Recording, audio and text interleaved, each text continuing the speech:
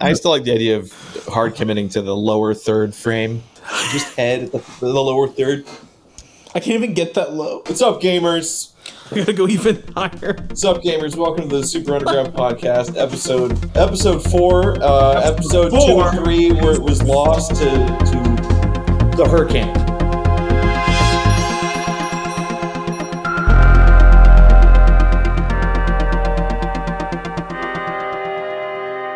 All right, that was a bit. That was a little skit. See, we're the top Christian podcast, but we're also the top sketch-based comedy podcast. And we're bringing back sketches. What? Oh yeah, who are bringing that back? It's like the early 2000s all over again. Are we bringing? We're not gonna. Okay, maybe we shouldn't bring that. Did those guys actually? I can. Oh yeah, comedy. Smosh. That's their name. Smosh. I'm being such a dick. Of course I know who Smosh is, but I love Smosh. But are they really gonna? I don't know. They have been recording real sketches again. They've been doing sketches. Hey, you know what? I they're- think it's cute. Yeah. I I appreciate know. it. I drop it every once in a while. I check it out. I see what they're making. I'm like, oh, look at that. You know what? They That's might cool. actually Yeah. really appreciate some reaction. I guess. Yeah. Like live reactions to Smosh. What 2000? What You year never is know. it? 2023 Smosh update. Yeah. Smosh reaction Mhm. 2023. Yeah, that could be a thing. I don't think we'll do that today, but Yeah, probably not. I think Smosh deserves a second chance. It's Those not poor every day guys. that something like that happens. A channel gets bought and then gets bought back by the original creators. Like, you know. It literally, that's all that needed to happen too. Is they Yeah. just needed to own it, and it would have been like everybody could breathe and be like, that's so cool that they own it again. Big thanks And then they to would Rhett never and Link. have to post it. Big thanks to Rhett and Link for selling it back to them at a fair price. Indeed. That's Because true. really they That owned was- the channel. That surprised me, Yeah, me too. because if it had been anybody else, there's no way that would have gone well. I don't think. It's crazy to me how filthy rich Rhett and Link are. Like how many YouTube related things they own. I had no idea until pretty recently. I'm sure they're doing very well, Oh, and they whatever companies that they've founded are probably pretty set if they can own other channels like that. Oh yeah. Hey, It's not like a does cheap me thing to do. mirroring? Does me mirroring show up? I'm curious. Let's see. No. No. Oh, like yeah, it's not switching your feed. You're wanting That's to so like fun. flip flop your frame? Is that what you're doing? Yeah, I'm flip flopping it a lot. Do you see that? No, it's not. Oh, that's showing so at all. funny. I don't see it at all. It on mine. might- That's so I'm interesting curious. that it would only flip it for like your. I'm your gonna when I okay, download yeah. your footage, I'm gonna see if it shows up in your feed. Oh no, it's amazing. It's like whoosh, whoosh, whoosh, whoosh, like Dude, a lot of flipping. We gotta have the live special effects. We gotta spice things up. People are gonna stop watching Yeah. if we don't have Yeah. real time FX. No, I mean Emphasis screw on the F sketches, and the X. Right? We're in it for the live real time effects. Right. You know, any second now, my Right. art can start falling down and doing twirls, little dances on the wall. We you need know? 3D characters dancing in the background. Yeah, and Lots I of think motion. for the audio listeners, I think the audible experience of that is going to be worth it. Like, Yeah. I know it seems like you're missing out, but we're going to bring in world-class Hollywood sound designers to also contribute the art so that you're not really missing out. If you're an audio listener, And by don't that worry. you mean We're- me. we have Echo SFX. world-class Echo SFX as featured on BBC. You can say that. Yeah. You can you can say and- that. It's not a lie. And a Dawn soap commercial, a national one I just saw the other day. What? It had my kill switch sound effect in it. I No kid you way. not. I was blown away. I was What? like, too bad I'm not getting residuals. Because you put it on free sound. Yeah. You messed I put it up. on free sound. Yeah, years ago. goofed. Oh, You my realize God. you could be getting like $1 per million views on that residual right now. I know. You could be making tell that you Dawn that. money. I would just be swimming in that Dawn money. Dang. Look, my front teeth haven't had enough exposure. All right, and I just want people to understand that you could be getting $1 per million views. You could How be much in- money do you actually make from residuals on like TV, I mainstream don't know. TV commercials these Yeah, days? 'Cause I feel like all the ad money is on streaming now. You know, Mhm. Well, admittedly, Well, it that- was on a YouTube ad, so I don't know if it was like Okay. it's not like Oh, nice. it's not like Super Bowl, you know. oh, In a way, though, That's- like yeah, that- like Andrew was saying, the new like big thing is streaming and internet ads anyway. Like that's kind of the end goal now for most people. What's cool though is that like you actually have something that got like it wasn't supposed to, like you didn't plan for it, but it got into like a big ad. That's kind of wild. Yeah. I also saw my wet squish sound effect on a TikTok the other day. It was some guy used it for like I'll have to like look it up. Maybe I could inject the TikTok into the video. Running my guitar through a man gate. But it was like about a little like guitar effect thing, but he was just like attaching alligator clips, like a little metal thing. And each time he did, it was like, whoosh. And I was like, that's my freaking sound. I was like, no way. It had like 400,000 likes too.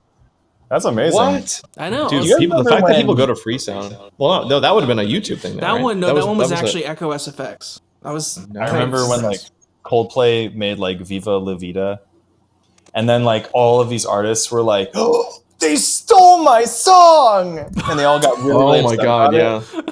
And I feel like Ed, you're like people are like stealing your sound effects, but like it's like totally, but it's actually kind of okay. But it's acceptable. That's it's the funny actually thing. You're making it acceptable, and like you have a different business model. It is funny though too, because I will see it and stuff, and still have a little part of me that's like, hey. Right, like, they didn't ask me to do that. Hey, you didn't ask. Like even if not to make money off of it, it would just be cool to have like a way to get pinged every time. Oh yeah. See, that would be cool because otherwise, I mean, I'm trying to think of what it is. The kill switch sound on Freesound, that's been downloaded 22,000 times, I think. So that means it's been used in 22,000 projects. Probably, yeah. I mean, assuming, I'm sure some of those were like little kids, maybe. Oh, but I'm sure. You know, those still count as, even if they're stuck on a home video camera somewhere, some kid's home PC computer, that still counts as a project. Yeah. I mean, like they've been downloaded that many times, but they could have been like also reused by like the same person, different projects. Right. Like it could be for sure. You never know. Now, if everything was an NFT, then you would have a history of where okay, good. I'm glad. All right, I'm trying. I should just turn all my sounds into NFTs at this point. It's it's so sad. I mean, I'm sure you guys have heard of NFTs. Have you heard of this like new crypto thing or? No. Anyway. What the fuck is an NFT, dude? I have no idea. No, you'll hear about it. It's up and coming. Up and coming. No, it's so sad that all got like blown It's funny, up. Gabe. I literally just got back from a big it's Coinbase, right? It's like I got back from like a big Coinbase event, and like NFTs weren't talked about at all. Oh, really? Yeah, like we talked about Web3 and like Base and like a bunch of stuff that Coinbase is doing, but we literally didn't bring up NFTs once. Not even once. I think everybody's just exhausted when they hear didn't Coinbase? NFT, What did they shut down their NFT like platform? They may have. I'm not sure. I'm not too familiar with like the consumer side of our. I haven't looked at that. I mean, even when it launched, I know it was kind of like while things were kind of. I guess at the same time, like we're building financing products, so I think that it might not be something that like my department is super in, but I feel like we do talk about like integrating financing with like every aspect of crypto, even like Web3. Like a lot of people are like interested in financing on a DEX or something like that, but I don't think people are going to try to finance like an NFT. Well, maybe they do want to finance an NFT. I think it's a pretty bad idea. Personally. I mean, you could. I just want to finance my Bored Ape. Yeah. If the vision that was like sold, like that could have been a thing if they actually did things that were worth renting. Which for games, I mean, there was a case to be made that there was a model for that, but there was never a game that did it successfully enough to like gain any kind of mainstream appeal.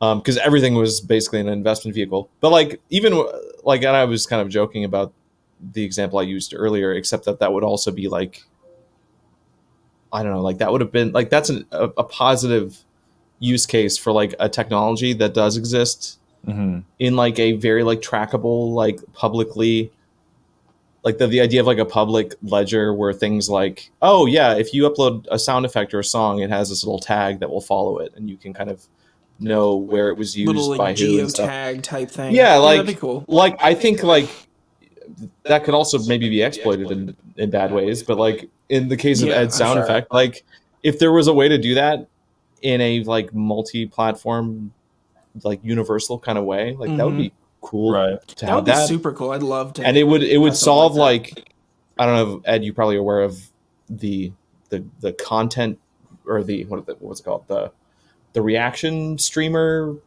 like controversy. I'm trying to say controversy. You mean like with content. The Sniperwolf and all that stuff? Yeah.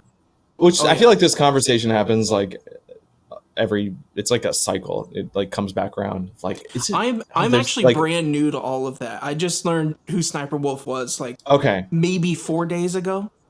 I am behind. Okay, well she's in the news for other reasons too. But like even with like XQC and other like Twitch streamers that just react to videos and they don't really add very much, and then they'll like upload that as like a YouTube video and generate revenue of them just kind of sitting in the corner watching a video. Like there's just like every once in a while someone does it so egregiously that it's like, all right, this is like a little bit people will put on a video to watch and leave their stream for like 30-40 minutes.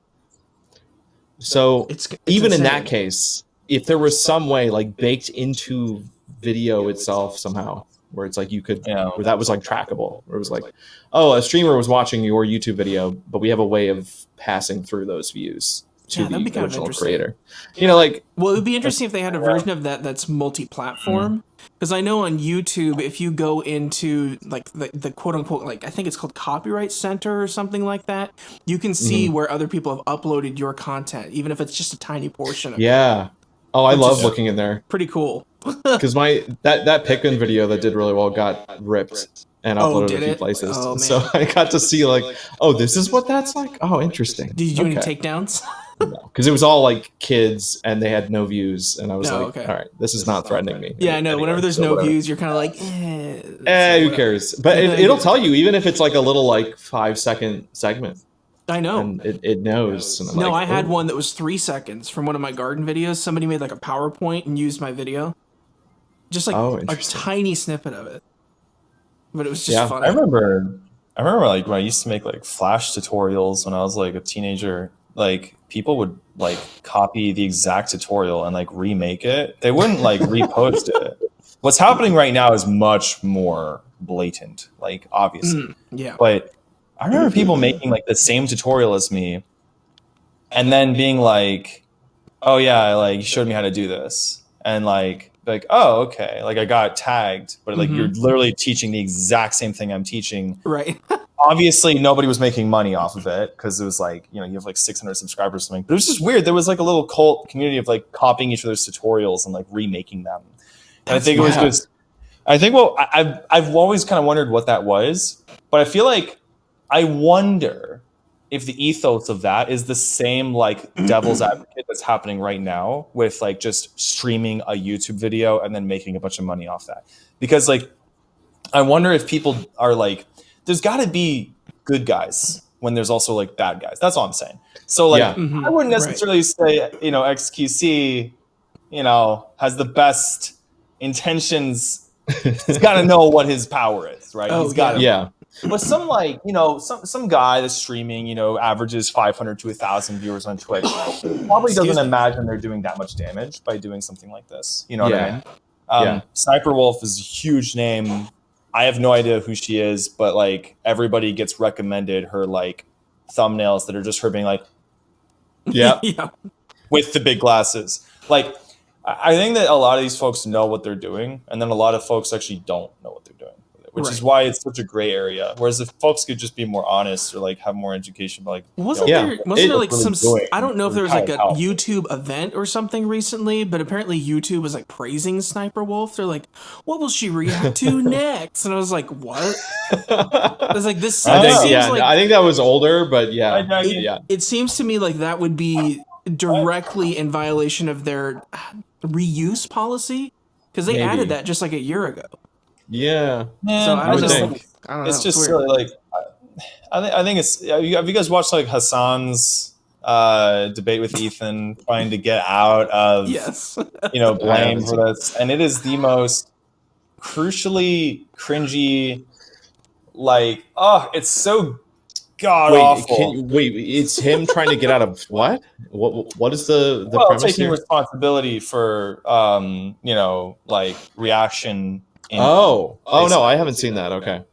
Yeah, Nope. and I think it's the most funny thing ever watching like Hassan try to middleman, or rather middle ground, like something. And I don't think it's hilarious because he's funny. I think it's hilarious because it's just well, no, I'm not saying that. No, I think it's probably fine. But I don't know. The amount of well, maybe it's this. I don't. It's just that the whole time. Yeah. And he never actually says anything. I know. And it's just so annoying. Yeah, it's funny that the conversation has come to this point because Ethan's big drama way early on was getting in trouble for also in a way making a reaction video, but it was like a critique, and it was like an edited video. It was far from like a dude, he got sued for it. Yeah, but someone sued him, and no one had ever really tested that like fair use thing. Yeah, I can't remember what that guy's name was. Probably shouldn't bring it up anyway. But it's so funny. Yeah, he'll come and get you. It's probably not a good idea. Dude, he went through so much, and like I'm pretty sure his case he ended up winning, but it was it was like crazy. And I have seen people compare the XQC thing or like the Hassan thing to Ethan from like early 2010s, and I'm like. This guy is like an editing genius. Like there is no way you can tell me. I don't think that's comparable at all because Ethan, his videos were heavily edited, and in a way that would totally anybody who was coming for just the content that he's featuring would not stay if that's all they were there for. Totally. Yeah. So that alone, I think, makes it fair use. Is that what it's called? Fair use? Yeah. Yeah. Fair use. Yeah. I feel like fair use is something that is like very case by case. I would say yeah. And then you have like automation that is like overtly like attacking people based on so strikes basically come from user reports, right? And so and then like I feel like that system is pretty flawed too. And then I think the outrage currently is more about that people are content farming, I think is the term that's been thrown around. Like they've created content farms out of like reacting to TikTok videos. Right. And it like it's like a very normal and accepted thing, and it's very easy to do that in a transformative way, and a ton of people do. But if you're really like if your whole model's on that, the best way to get around any kind of critique is like just credit the videos you're reacting to, or just have like their name like on the thing. Like it's like that's usually where the drama of it comes in, is like that there's just no even that alone I think to even like create a paper trail. Even that alone I think would make a huge difference. If they like that's really that's why Sniperwolf. I don't know why Sniperwolf is getting attacked because she just doesn't care, doesn't do any of that, and also happens to be a huge like person making a lot of money and a lot of views off of those videos. So whoever's at the top is going to get attacked, and this conversation will happen again next year with some other person. And I'm sure the cycle will continue until we find a way to embed some kind of something into all content. Yeah, that's kind of interesting. The idea of like using a ledger to like track the real view of a video and like only counting a view once is kind of an interesting thing. But I feel like that where it gets hard is just like if I record our view right now, like if I screen cap our current view, the data of that view will actually be different. Like the like an algorithm would hash it differently. It would hash it differently than what am I trying to say? Than the original compressed download. So I feel like, and then there's the upload of that. So I feel like it's like you have to figure out like what copy are you ledgering, And I feel like people will find a way to exploit that. But I think what I like, so a philosophy that I've come to with like this kind of stuff is like lean into the errors of like the system, lean into it. And like with Superplexus, I remember working on like rollback netcode for that. And the guys that created rollback netcode as like a theory, the guy that did that is Tony Cannon. He works at Evo. Maybe some folks that see this will know who that is. But I feel like one of the things he said about that was like, you can't erase lag. You can't. You have to lean into the idea that physically there is going to be lag. You have to lean into the idea that in physics, internet can only traverse the speed of light at the fastest. That's as good as you're going to get. So there's always going to be lag. So instead of trying to get rid of it and reduce it, you might want to just lean into systems that lean into the idea that lag exists and just work with it. And that's like what rollback netcode is. It's a system that actually kind of needs lag in order to have any. Brilliant. So I love it, and I feel like if there's a way to lean into the idea that there's like duplicative views on things and that people are getting charged duplicatively for that, if there's some way to do that, that would almost solve it better. Because I've heard people in like different conferences and things be like, "We're working on a system that makes it so that," and I'm like, bullshit. It's not going to work. People find a way to exploit everything. You should lean into exploits. You should find a way to create a system that lets itself get exploited just the right amount, and it doesn't actually impact charges. It doesn't impact, like, you just want to do that kind of like, that would be better. Like if there was a way that like if somebody reacted to your content, if you could still make revenue even if they use it on a different platform somehow, that would be wild. Like even if it's just a fraction of the revenue, it's like that would be interesting. Would that little residual pieces coming from everywhere? Would that require these platforms to be like in some kind of like universal agreement? Because you're passing views, I think so, between platforms like that. I feel like would get messy with like, who gets, like, where does the platform's cut play into that? Like, if they can track like, oh, it was uploaded to TikTok first, so so it's TikTok, like it's also like how much data do each of these companies want to share with each other? Do they all have to monopolize for something like that to happen? And so we're talking about like a restructuring of like how data functions, and I think again, what Web3 is trying to do is like find a way to restructure that in a way where it's like everybody has some amount of ownership over what they're posting, and that everything kind of comes back to the user. It's like the main custodian of their data, and but it's like the way the internet works right now is not decentralized, so it's like there's not like an easy way to make that concept work when it does not work like that currently.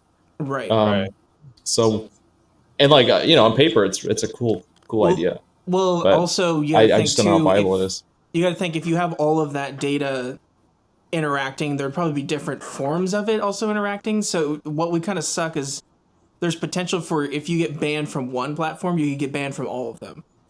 Oh yeah. So that would suck. That's really true. Just that thought alone is enough for me to be like, maybe it's fine keeping everything separate, Yeah. Right. That's why this is like a Pandora's box of like really convenient, cool technology that could be so like devastating. Like, something like that. Could be way too effective at what it does, to the point where it wipes out a lot of the freedom and the kind of the spirit that exists on the internet at the moment. Which, I mean, I feel like we've already lost that to some extent with just the way that everything's algorithm driven, and that there's only like a few platforms that people really use. Like there's not the prominence of like forums and image boards and stuff aren't as like popular. It's like I think we talked about before, though. I remember we were saying like, what would it feel like if we went back to a chronological feed now? I almost wonder if we'd be bored with it.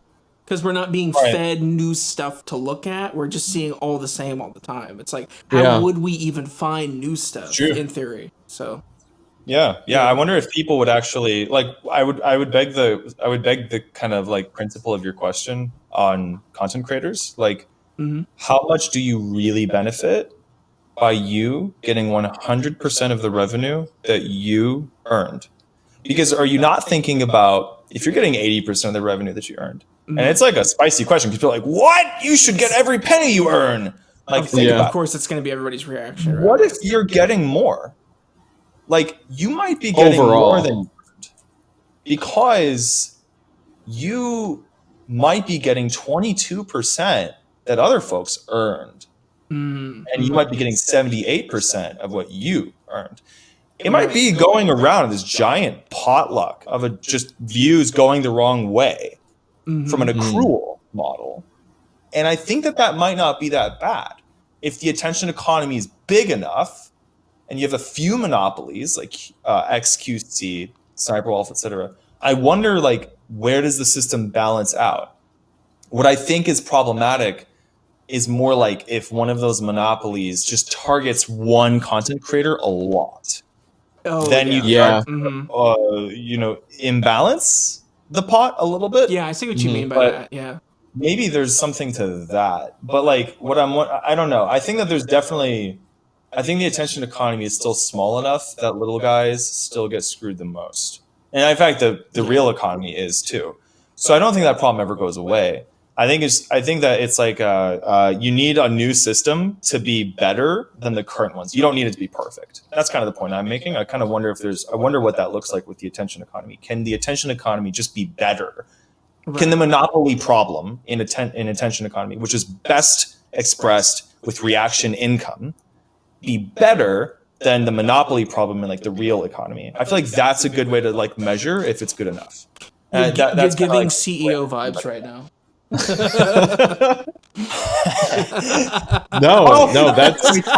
that is the question. But yes, there might be some way to look at it like that, because what I will say too is that talking about the problem is generating a lot of money. Like, attacking the problem is generating a lot of stream content. It's generating a lot of debates. It's generating a lot of drama, which makes a lot of money in the attention economy. Yep. And I'm kind of like, I don't agree with Hassan that there's no problem here, because he sucks at describing it. Well, and he's not an impartial like opinion. Like, he profits from the current system, so of course his opinion's going to favor current system. That's how. No, what? No, what? But I kind of agree with his sentiment, though, that there's probably at some point where it just all works out. I just think the way he describes that is really poor and really bad. Yeah. And he'll leave it to things like, well, it'll get better. Like, and it'll actually sound like that. Like, I'm not even examing what it'll sound like when he says will say, but I think it's really bad coming out of his mouth, because he's someone that's probably a little culpable to, culpable is a strong word, sorry, but he's probably a little bit accountable to, like, you better take that cult back. That's all I'm saying. Yeah, I'm sorry. I mean, to play devil's advocate. No. I'm not sure what his defense is in full, or I think XQC also tried to talk about like the issue, and he also didn't do a very good job. But like, to their credit, nobody's like, doing even when you do like properly tag. Ethan has done such a good job of it, though. Sorry. Yeah. No, it was on Ethan's show. I'm pretty sure. But like, even if you go through the trouble of making sure everybody's credited and you have all their accounts tagged properly, people don't really click or like look up like, if they do, it's on a very small scale. Like, you're not really missing out on that much, but what people get angry about is like the principle of the thing. And obviously, if something is really, really big and really enticing, like if someone reviews, like a video that's like some game that people don't recognize, it's like, okay, knowing the name of that game or the name of that account is probably, like, it just depends on what it is, I guess. But for the most part, in my experience of literally making videos that do get a lot of views, and I'm tagging people that are in it, and like knowing from their end, they're like, oh yeah, like that video got 1 million views, I got 15 followers, yay. Like, it's like, okay, like there's a fall off, but it is something. So I guess it's like to rob them of the chance of even like something, or it's the principle more than the viability of. Do you guys remember when Gus Johnson kind of got copied from SNL? SNL did a skit that was basically when. Wait, was that? No. Wait, did Gus get something pulled, or was it? I know Joel Haver had a thing. The bear, the Care Bear, or the Downy. SNL has a history of it too. But I mean, and so you could use Joel Haver as the example as well. And it's like usually I feel like folks that get ripped by the big guns are like they're usually pretty good about handling it. I wouldn't know because I haven't paid attention to SNL in a long time.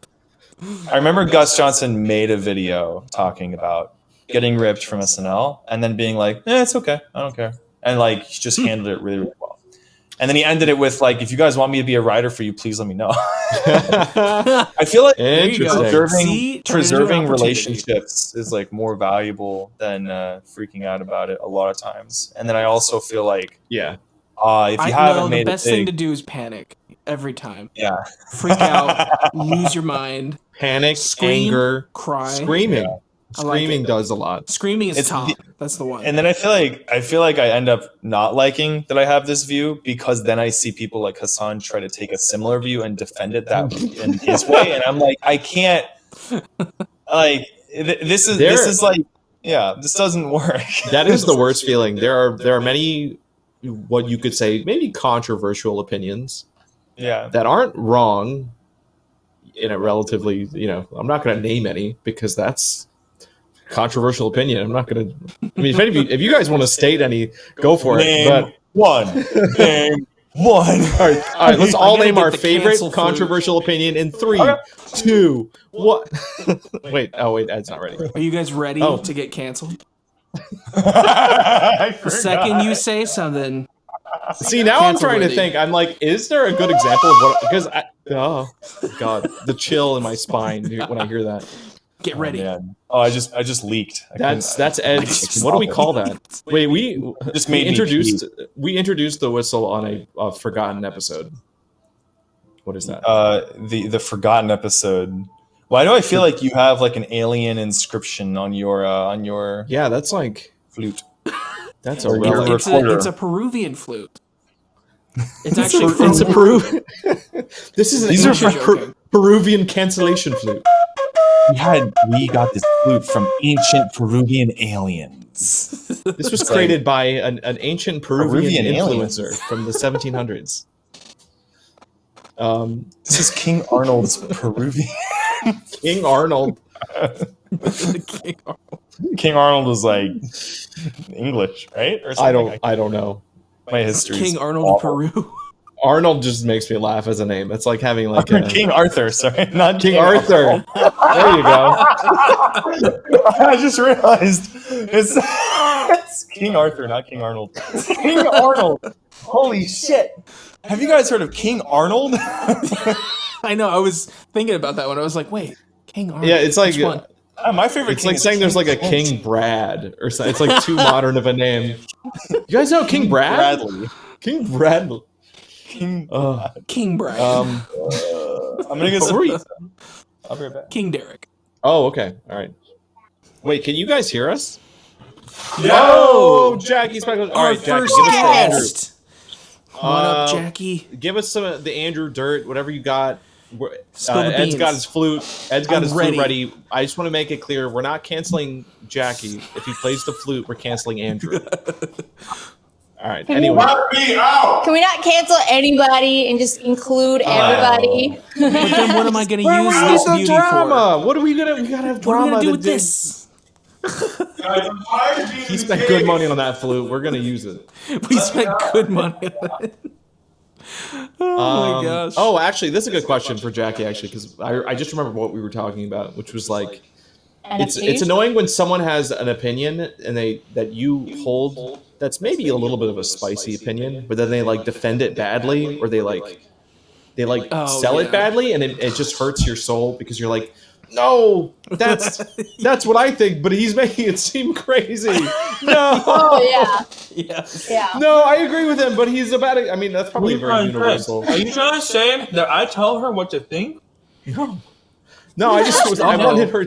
That's I canceled. wanted her to. From out of nowhere.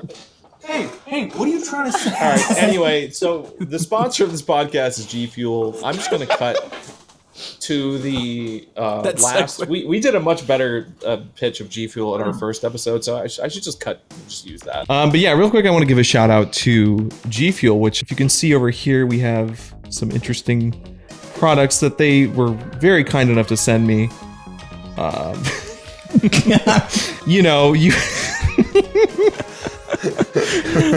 But yeah, as you can tell, I wasn't giving any ad read for G Fuel specifically, but we do have a code SUPER.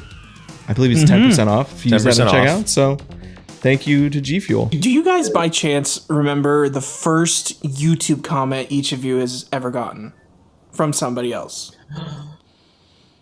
Oh, Vaguely, no. yeah. No, I don't think I have a very, very first one, but Okay. I have to think. I of where that remember would have how been. I remember the moment that I noticed that someone commented on one of my videos. Oh, really? I remember that. What'd I they don't remember say? what they said though. Tell me what Yeah, they said. what was my first YouTube video even? Like that's a good question. Mine was I like think some cringy ass sketch comedy that I attempted, and it is long gone. Thank God. I feel like I remember. I might have it. Oh, I don't. You have the first comment. No, the video. I was just kidding. I don't actually have the video that Ed's embarrassed about. oh God, no. But I'm pretending to have it. I have it. I downloaded I think because I never really existed as like a lot of the whatever the first things I uploaded to the internet were more for like utility than like me trying to get comments and stuff. So Lucky the first you. comment was That's all I'm saying. the first comment was probably just like something I don't remember because it was like, oh yeah, somebody found the video of me playing the piano that I posted just because I wanted to. Oh yeah, like, that video like is good and still gets views. wait, is there a specific one that you're thinking Yeah, of? isn't there like a D Grayman piano cover on one of your channels? Yeah. Oh, is that the one that had a bunch of views? Yeah, I think it has didn't it have like 50,000 or something. Oh my god. Yeah, no, you're right. Yeah. No, I just pulled up my. How I remember I'm just scrolling that, through I my don't channel know, now. But That's so funny. I remember just being surprised. I was like, "Damn, look at that piano cover."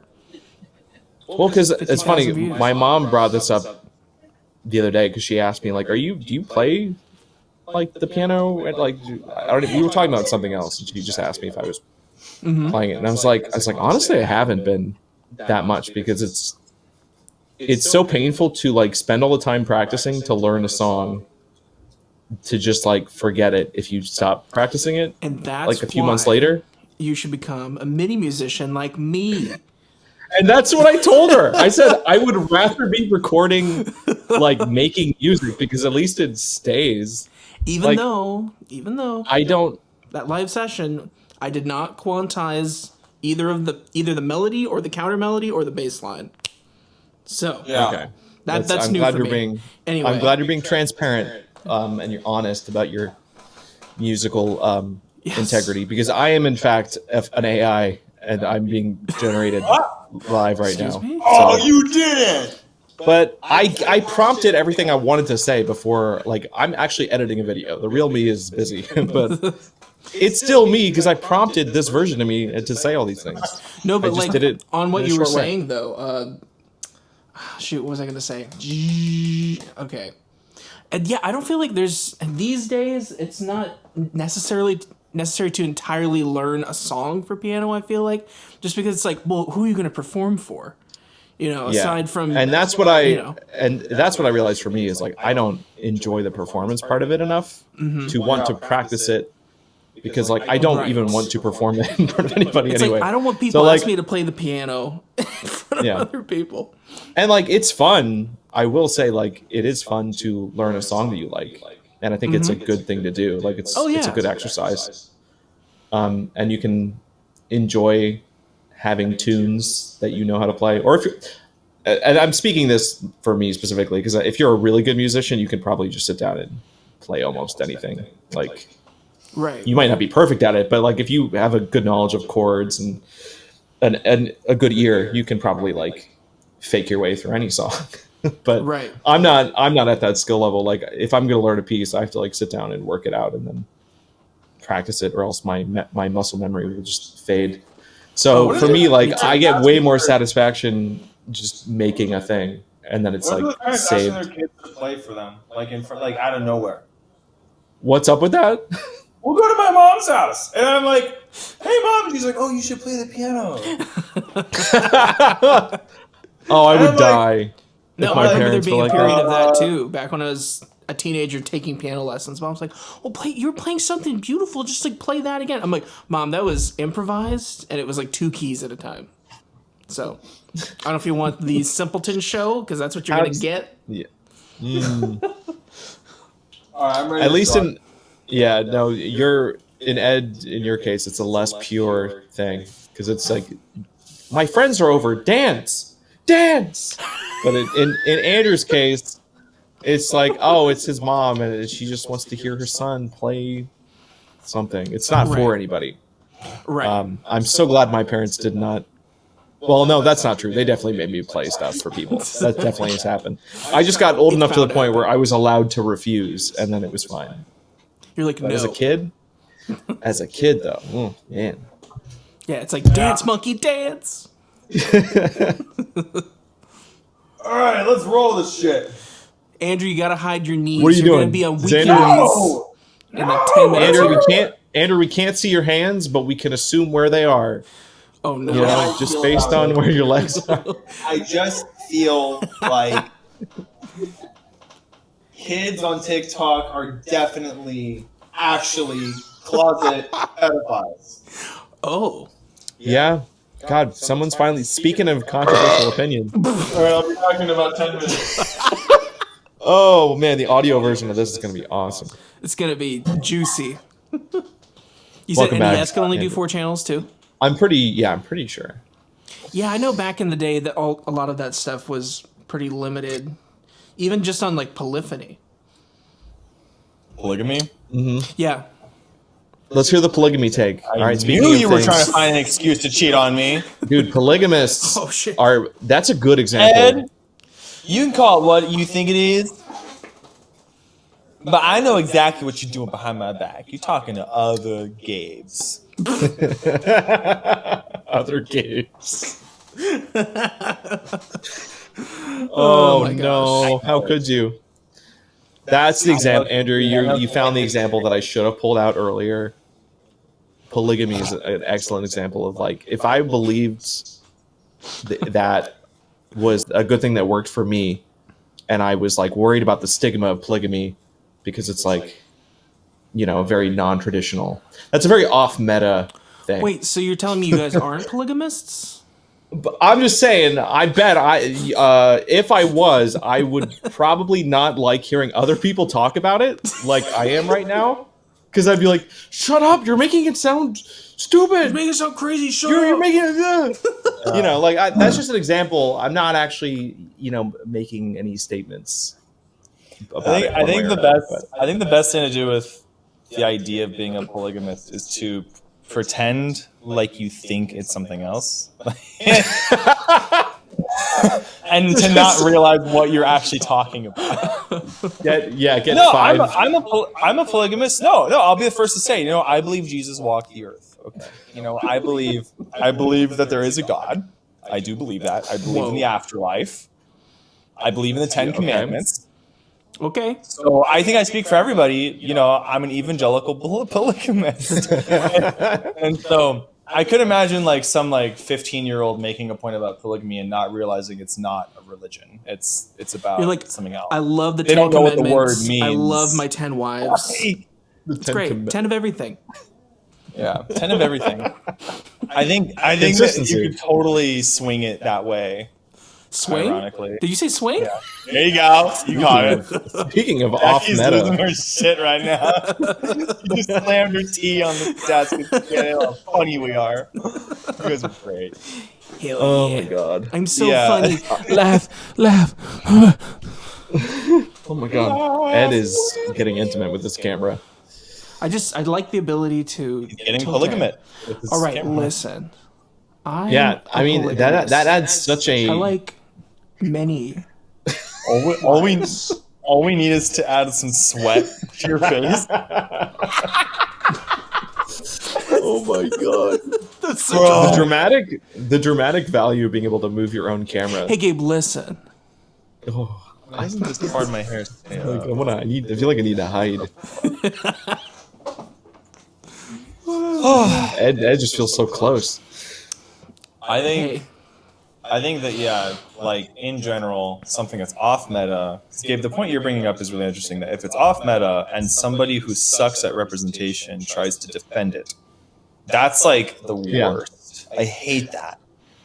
Like lately, I've been thinking a lot about insert cancel me right here. No, I was not excited. I thought you were doing something. Also, do you think it's because I've thought about this too? I haven't. This is just my own way of describing things as like a meta or not, because it's like that's like gamer language. Like again, Ed, if you're confused, because Ed represents the non-gamer. A meta, like in a competitive game, you have like a meta, which is like the accepted way to play the game that like works like efficiently. Like it's like, oh, in a team game, you want this many healers, this many people doing damage, this many tanks. And so I use that as like an example in real life for things that are like niche or like fringe, or like if you're playing like off meta, like you're doing something that's like maybe not widely acceptable, but there's like small groups of people that go off meta and like do their own gimmicky builds. Oh, okay. But I don't like. Is that an offensive way to frame that, in your opinion? If I'm describing, my opinion? yeah, like, yeah, no, I don't think so. I don't know. Like, is that a good way to phrase like niche It's a lot groups? better than you're going to hell. I'll tell you that much. A lot better. Oh my God. See, I agree. That's kind of what I was getting at. Thank you, Andrew. Oh, boys, I need a new battery. It's better than that. I need a new battery in my sound recorder. Anyway, guys, welcome to the Super Underground podcast. And this is a great time to introduce. We haven't really introduced everybody yet. I'm Gabe. That was Ed's ear. We got Andrew over here.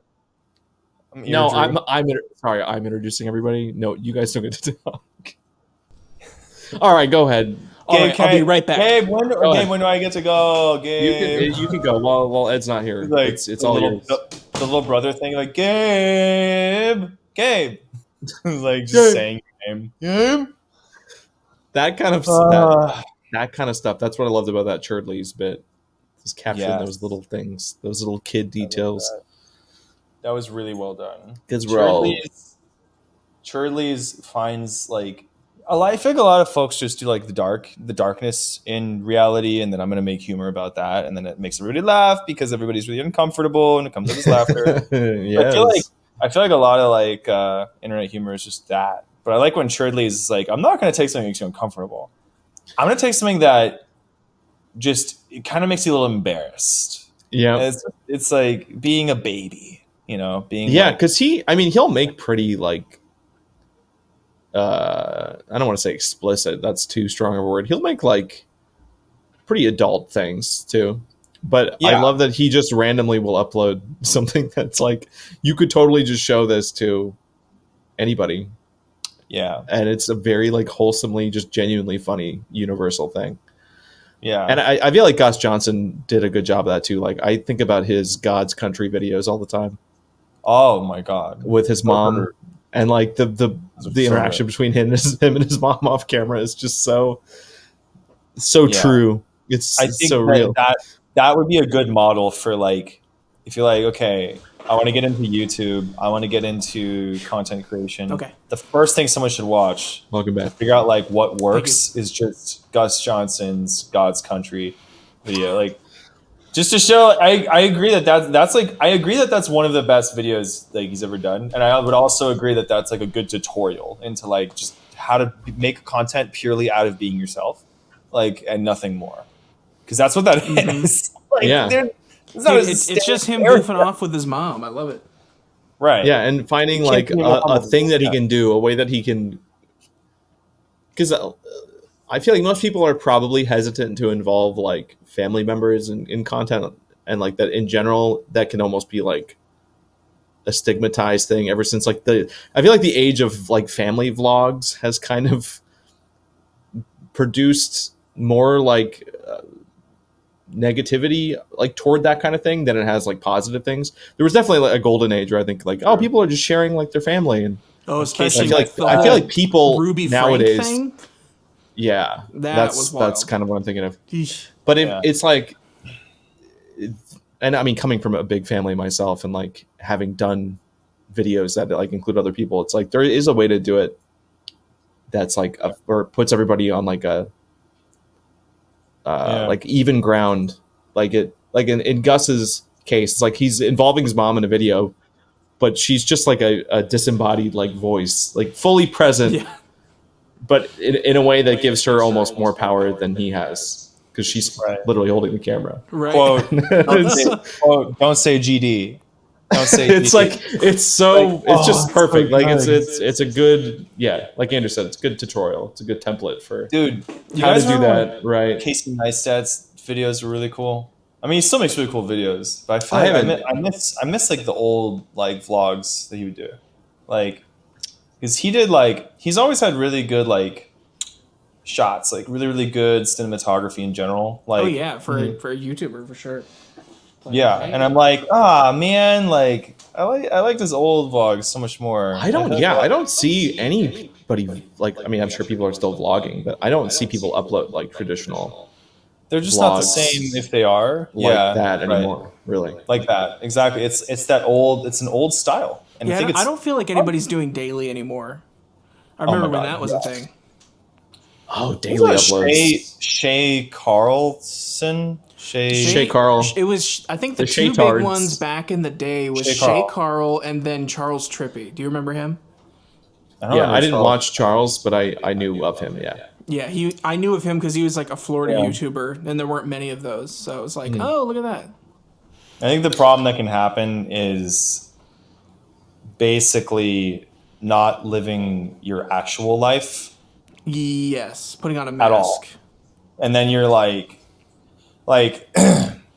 sometimes I think back to like the Superplexus RPG vlogs, and I think back to that and think like I really wish that we had the ability. I don't think we had the ability at the time, so I'm not, and all three of us here, so I'm not saying anything about that. I'm saying I wish we had the time and the resources to show things as they were happening week over week.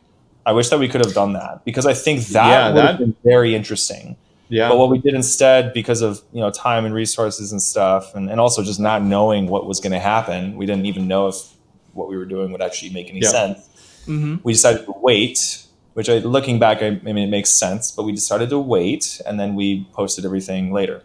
And it's still a great relic for the game and for everything. But it's just, sometimes I wonder, like, would the content itself have been different if there was like a feedback loop with, viewers and stuff as it was getting rolled out every week or so? It's kind of interesting to think about that. Yeah.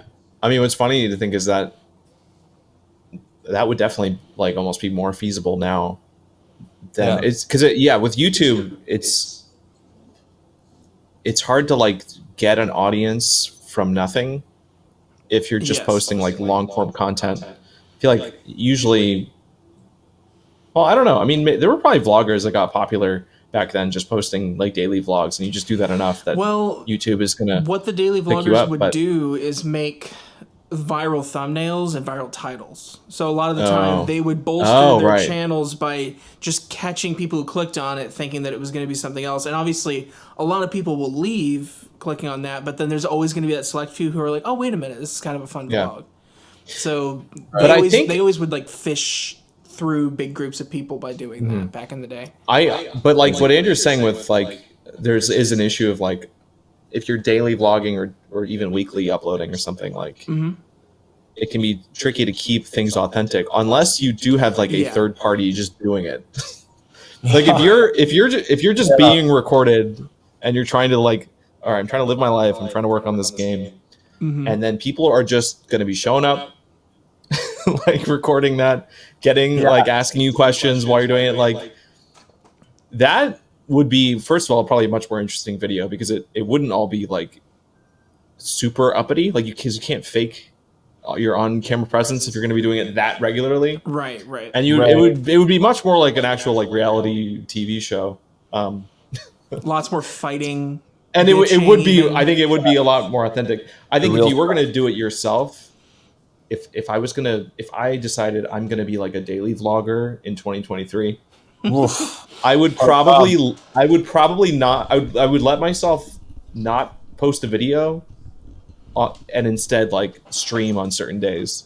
Yeah. Like, okay, Oh yeah. Mm-hmm. I did 4 videos this week. Don't have the energy or motivation, or maybe you're just not doing anything that day. Because like the reality is like some people are just at their house all day on like a weekend.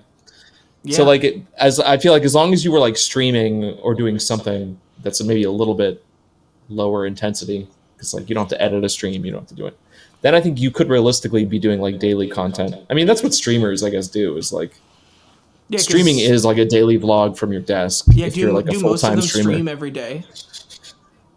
A lot of Twitch streamers, yeah, Okay. they're encouraged to be live as often and as long as possible. Sounds like a health hazard. If I understand, yeah, it's it's a huge grind to do full-time streaming, which is why I've resisted making like a Twitch or anything, because I don't really want to play that game, but I like streaming. So like I'll do it on YouTube and I'll have it archived over there, but I'm not trying to become, you know, a full-time streamer. So I mean, I remember playing like StarCraft like on Justin TV before it became Twitch TV. Oh, and yeah. like yeah, it's like 2011, 2010. I think it was summer 2010, and it was Justin TV. Like it wasn't a well-known platform at all. And like that was like where all like the StarCraft streamers went. So I started streaming StarCraft, and I remember how cool I got like 30 views or something like that, 30 views concurrently. Damn. And I was like blown the shit away, because like some of my favorite streamers would get like 100 viewers, like 200 viewers at most, because like streaming wasn't like XQC numbers yet. And That's so funny. I think it's really weird looking back at that. I mean, that was 13 years ago. I tried that, and I did that a lot. And I was like, Gabe, I think you might even remember, I was like in your guys' old dining room, like had my computer set up there, because I wasn't, you know, some like weird family stuff happened with like my dad and stuff, and it wasn't good. So then like I was just like at Gabe's house, and I was just like hanging out there for like a few weeks. And I remember I had this arc over those like 3 or 4 weeks where I just like started getting a bunch of viewers on Justin TV, and I was like, fuck, this is so cool. And then I remember the internet started to get really funky that summer, and I think I do remember this now. Yeah, I was like, wait, you were streaming back then? I was like, how? Like in my mind, I'm thinking this like, how were you able to stream in our house with our internet? And that, you did it. You couldn't. That's like right before, and then it got cut out. And I remember begging your mom to like call and like get like a different service or something, because I was like, I'm having so much fun doing this, and I just want to do that, and please, you know. And to see that you, and to see that there's like potential there. But dude, I remember that, and I remember thinking it was painful. so awesome. And then I never would have guessed that it is what it is today, though. Like that's the weird thing, because a lot of people saw it from the outside in and being like, oh yeah, that's weird how streaming kind of took off. But I feel like folks that were, you know, just messing around with it a little bit, like 13 years ago, when it really started to bubble up a little bit, never would have guessed that it is what it is today. No. I mean, and anybody that kept it up, I mean, you could have, you know, like if you started anything back then, and that's true for YouTube too, if you were like still uploading.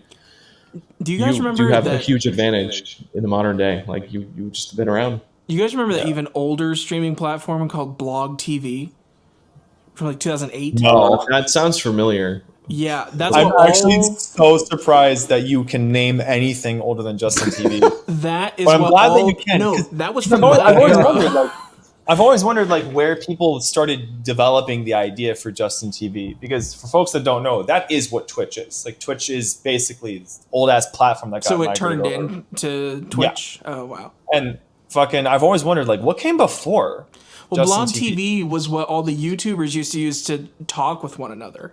So like whenever back when I was making YouTube intros for random people in 2009, 2010, we'd all get on Blog TV and like just talk about stuff. Like I was talking to like 10, 15 people at a time. I didn't even know. In like group calls? Yeah, like group live calls, stuff? Yeah. So it would be like one person's big on screen, because that's what it was formatted back then. And they were like the host, and then we were all just like on the side.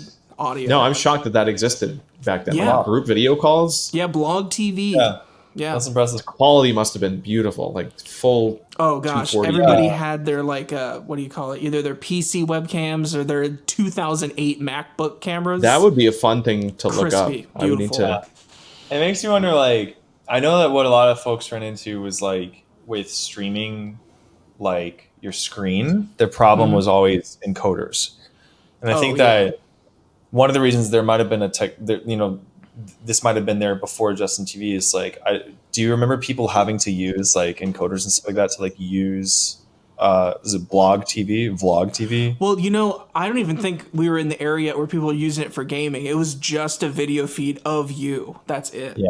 I don't think there was anything else added to it. Yeah, that sounds like a very like bare bones, straightforward platform. It was. It really was. It'd be fun to see if there's like video evidence. And it's funny because you have like guests and everything, but there's also like a chat. But it was just the people who you were like on the call with already. So you just use it for like sharing links and stuff like that.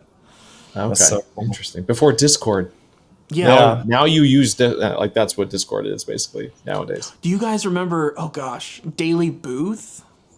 I do remember that. Oh my gosh. I never used it. I've heard you talk about it for 2 seconds because other YouTubers were like, you need to get a Daily Booth, like take a daily photo. I did, and it was nothing but hate comments. So I was like, I'm getting off this fucking website. Awful. Yeah. It was just like the most, if you can even describe it that way. It was like, I'm trying to think of, it's like all of these 13-year-old kids who think that they're hot shit doing like these like poses, and then me on there just being like, here I am. My name is Callan. And then I'm just like getting hate comments from these other children. The internet's so wholesome. I am noticing we only have 5 minutes left of official recording time. Oh, okay.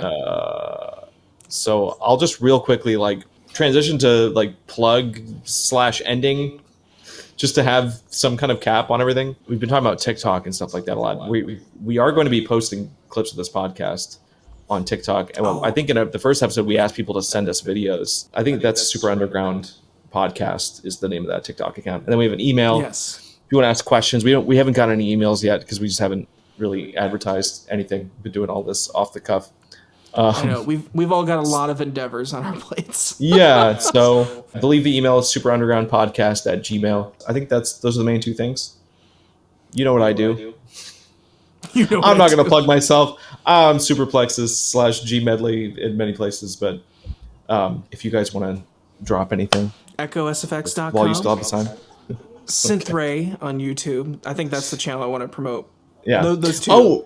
We have a P.O. box now too, which I don't have the address in front of me. What? We do? But that'll be on screen. That'll be like in the description of the podcast. That's we have a crazy. P.O. box, so get some crazy ass fan art. Yeah, I mean, I don't expect to get much through there, but like there might be a time where we request like, hey, we're gonna do something, and if you send submissions, to that, then we could show your stuff. We want to feature other creators and accounts and things like that in the future too, but that'll come with time. This podcast will probably have segments properly at a certain point. Yes. We'll get there. But all right. Yeah. Just a medley on the Discord. I'm usually hanging out, or like go download our game Superplexus. It's kind of old. Right. Plug. Oh my God. Yeah. The game and I didn't even mention the Super Underground Discord.